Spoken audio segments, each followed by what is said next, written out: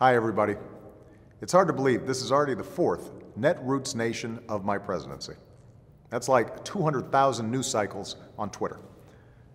First and foremost, I just want to thank you.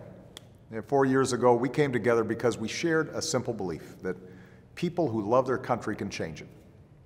And you have. I know it hasn't always been easy. I know the petty political fights in Washington can be frustrating. Believe me, I know that. But I hope you'll look back and think about the fact that everything you did, step by step and day by day, has helped bring about the changes we fought for. Change is the healthcare reform we passed after a century of trying. Reform that will finally ensure that in the United States of America, no one will go broke just because they get sick. And that means millions of stories like this one. I'm constantly haunted by what's going to happen when there's no more coverage. What's going to happen if I have no more job that provides the insurance?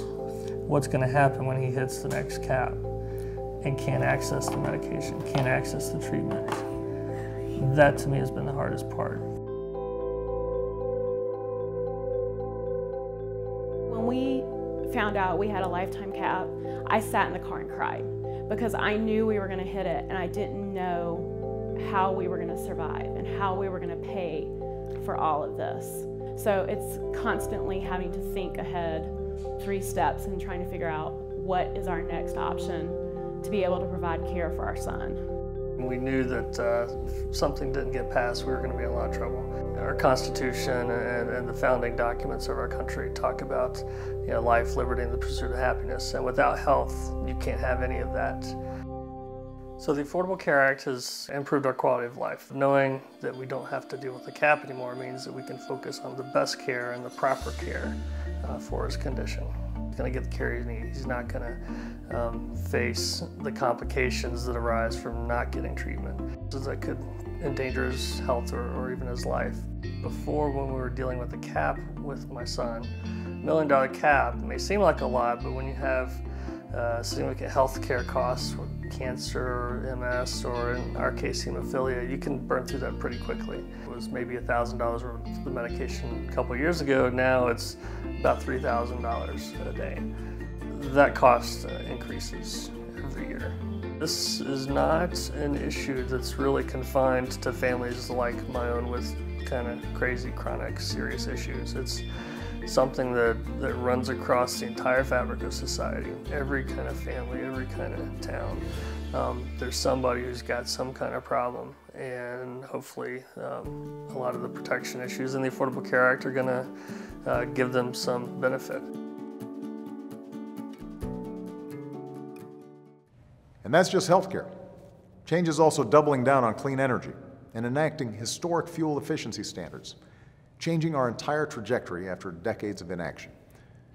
Change is the fact that for the first time in history, you don't have to hide who you love in order to serve the country you love, because Don't Ask, Don't Tell is finally over. Change is keeping another promise I made in 2008. For the first time in 9 years, there are no Americans fighting in Iraq. And thanks to our brave men and women in uniform, Osama bin Laden will never threaten us again. That's just a short list. I know some of you keep the full list on your blogs. Feel free to spread it around. But we've got a lot more work to do, especially when it comes to getting our fellow Americans back to work. We've created 4.3 million new jobs over the past 27 months. But we've got to keep at it until everyone who's out there pounding the pavement gets a job that pays the bills. What we can't do is go back to the policies that got us into this mess in the first place. What we won't do is just cut taxes for millionaires and billionaires by gutting things like education and clean energy. It's time to move forward and build an economy where everyone has a fair shot at success. At this make-or-break moment for the middle class, we face our most important fight yet, and now's the time to dig deep. Change is hard, but we've seen that it's possible. And as long as you're willing to keep up that fight, I'll be right there with you. Thanks.